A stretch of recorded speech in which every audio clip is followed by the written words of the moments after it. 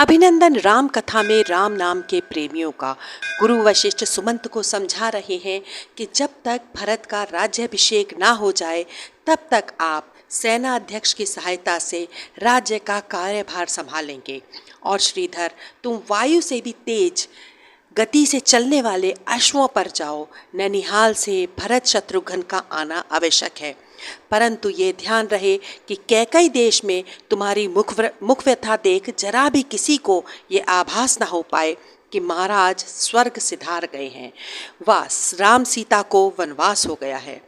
जैसे पहले उपहार आदि कैकई देश जाते थे, आज भी वैसे ही सब सामान्य रूप से जाएगा। यह महाराज का पार्थिव शरीर भरत के आने से पहले तेल औषधि में रखा जा रहा है कि श्रीधर ननिहाल पहुंच गुरु वशिष्ठ का संदेश देते हैं। भरत शत्रुघ्न तुरंत चल पड़ते हैं, अपने नाना जी अपने मामा जी की आज्ञा ले।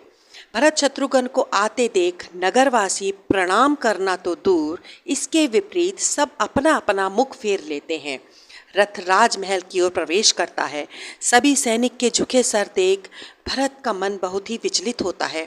शत्रुघ्न के नेत्रों में भी जैसे कितने प्रश्न उठ रहे हैं कि ऐसा क्या हुआ है, राज्य में कुछ देखा समझ में नहीं आ रहा है। मन विचलित लिए दोनों भाई पिता की कक्ष की ओर बढ़ते हैं कि मंथरा भरत लाल को आते देख उनके आने का संदेश माता कैकई को देती है। रानी रानी कैकई रानी, तुम आरती की तैयारी कर लो। भरत राजा, मेरा भरत आ गया है, अयोध्या के राजा आ गए हैं, उनकी आरती जो करनी है तुम तैयारी कर लो। मैं भरत को लेकर तुम्हारे कक्ष में आती हूँ। मेरा भरत आ गया है, मेरे अयोध्या के राजा आ गए हैं।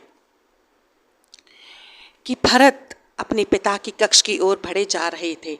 मंथरा रास्ते में ही उनका रास्ता रोक लेती है। बेटा बेटा, इतने दिनों बाद आए हो, तुम्हारी माता तुम्हें मिलने को अधीर हो रही है। पहले उन्हें तो प्रणाम कर लो। कि भरत कहते हैं, परंतु मैं पहले पिताजी से मिलना चाहूँगा। पिताजी, वो अभी तुम्हें नहीं मिल सकते बेटा, तुम अपनी माता के कक्ष में चलो, वो तुमसे कुछ ज़रूरी बात करना चाहती हैं। क्यों ऐसा क्या हुआ है जो पिताजी नहीं मिल सकते? तुम चलो बेटा, वहाँ सब तुम्हें पता चल जाएगा। भरत माता के कक्ष में आते हैं। सामने माता श्वेत वस्त्रों में।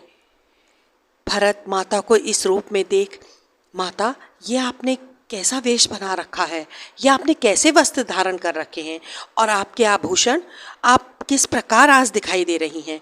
माताजी और पिता भी अपने कक्ष में नहीं हैं। मैं पिताजी के कक्ष की ओर जा रहा था, आपके कक्ष में भी नहीं है। कहाँ है पिताजी, और ये आप किस प्रकार आज ऐसे खड़ी हैं।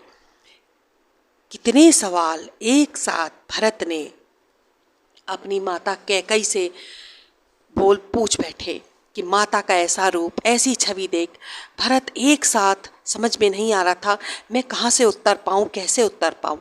तब माता कैकई बताती हैं, पुत्र जो संसार में आया है उसका अंत भी निश्चित है। सदा के लिए यहाँ कभी किसी ने वास नहीं किया। संसार त्यागने के बाद जो गति धर्मात्माओं की होती है, जो परम धाम उन्हें प्राप्त होता है, प्राण त्यागने के बाद तुम्हारे पिताजी को भी वही परम धाम, वही प्रभु के चरण प्राप्त हुए हैं।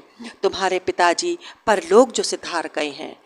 पक्षी तो दुख सुख सभी संबंध तोड़ अपने धाम को गया, रह गए कहीं प्रश्न कहीं उत्तर। राम कथा को देते हैं यहीं विराम। नतमस्तक समस्त सारस्वत वंशज, आप हमारे चैनल को लाइक, सब्सक्राइब, शेयर करना ना भूलें। आधार, एक कदम आत्मीयता की ओर। जय श्री राम।